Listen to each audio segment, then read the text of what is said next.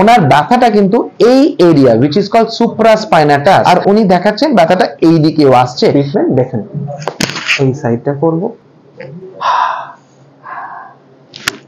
লম্বা শ্বাস নিয়ে ছেড়ে, বাহ বাহ।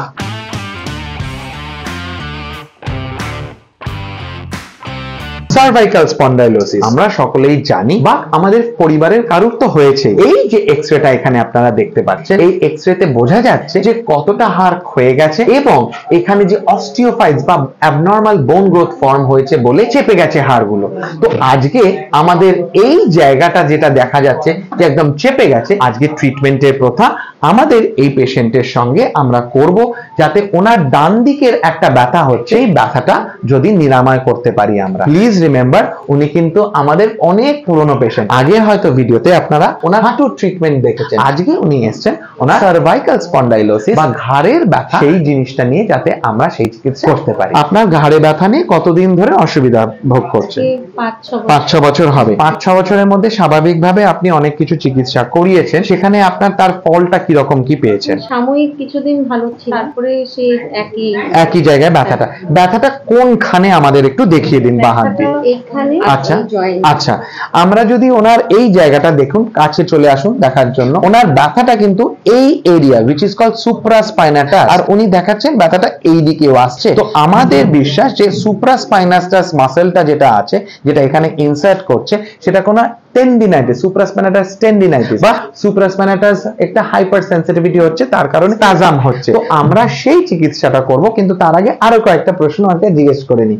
আপনার দৈনন্দিন জীবনে এটা কখন বা কিভাবে ব্যথাটা দেয়? আমি অনেকক্ষণ ধরে বসে আছি সবজি কাটতে বা রান্না করছি, তখন কন্টিনিউ হাতটা নাড়তে নাড়তে এখানে অসহ্য যন্ত্রণা, বা কোনো কারণে কোনো কিছু ধরতে যাচ্ছি, হঠাৎ কোনো তাড়াহুড়ো করে কিছু তুলতে যাচ্ছি, তখনই ব্যথাটা ফিল করে না। 10-এ কত ব্যথা বলবেন আপনি?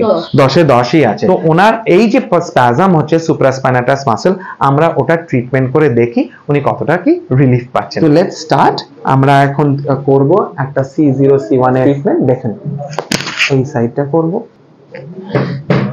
মাথাটা আমার হাতে লুজ রাখুন, হাতটা এখানে লুজ, কুনুইটা এরকম রাখুন, কুনুইটা নাড়াবেন না। অনেকটা কুঁজো হয়ে গেছেন। কুঁজো হওয়ার ফলে কি হচ্ছে, এই জায়গাটা উঁচু হয়ে গেছে, এটাকে বলে ডাউজার্স হাম্প। এইটা মানে নির্মূল করার জন্য বা ঠিক করার জন্য আমাদের কিন্তু ভিডিও আছে, আপনারা আমার চ্যানেলে যান, গিয়ে আপনি সার্চ করলেই পেয়ে যাবেন হাউ টু রিডিউস ডাউজার্স হাম্প, এরকম বেসিক্যালি কুঁজটা কিভাবে রিডিউস করা যায়। ওনার এখানেও ডাউজার্স হাম্প হচ্ছে, আর তার ফলে কি হাইপার কাইফোসিস হয়ে এই জায়গাটা কুঁজো হয়ে গেছে। তো আমাদের থোরাসিক মোবিলিটি করতে হবে, আর তার আগে আমরা একটু এটা সেট করে নিই বা রিঅ্যালাইন করে লুজ রাখবেন। লাস্ট লম্বা শ্বাস নিয়ে ছাড়বেন, লম্বা শ্বাস নিয়ে ছাড়বেন, কুনুইটা সামনে, লম্বা শ্বাস নিয়ে ছেড়ে, সামনের দিকে হাত, লম্বা শ্বাস নিয়ে ছেড়ে, মাথার উপরে হাত, লম্বা শ্বাস নিয়ে ছেড়ে, বাহ বাহ, বাস, লাভলি। ওকে, রিল্যাক্স, ঢিলা ছাড়ুন, কুনিটাকে পিছনে ঠেলবেন, আবার ডান, লুজ। আচ্ছা, দুদিকে মাথা ঘুরিয়ে দেখে নিন কোনো কিছু অসুবিধা হচ্ছে কিনা। একদম ফুল রেঞ্জ, এটা ঠিক আছে তো? দুটো হাত তুলে আমরা একটু দেখে নিই। পারফেক্ট। এইবারে বলুন আমাকে, এইটা এখন কিছু অসুবিধা ফিল হলো? দুদিকে মাথা ঘুরিয়ে বা হাতে কোনো কিছু? অনেকটা রিল্যাক্স। আচ্ছা, অনেকটা রিল্যাক্স। ধরুন আপনি 10-এ 10 নিয়ে এসেছিলেন, তখন এখন কত মতন আছে যদি থাকে?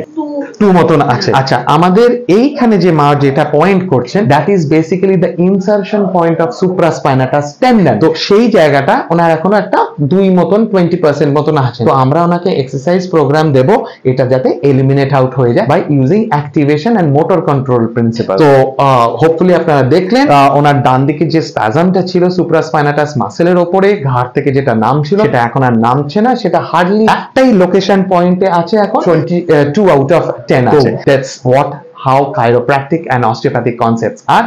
Hopefully আপনাদের এটা ভালো লাগলো। তো এরকমই যদি অসুবিধা থাকে তাহলে তাড়াতাড়ি আপনারা ফোন করে অ্যাপয়েন্টমেন্ট নিয়ে যান। নাম্বারস গুলো নিচের মধ্যে আছে, দেখে নিন and call us up.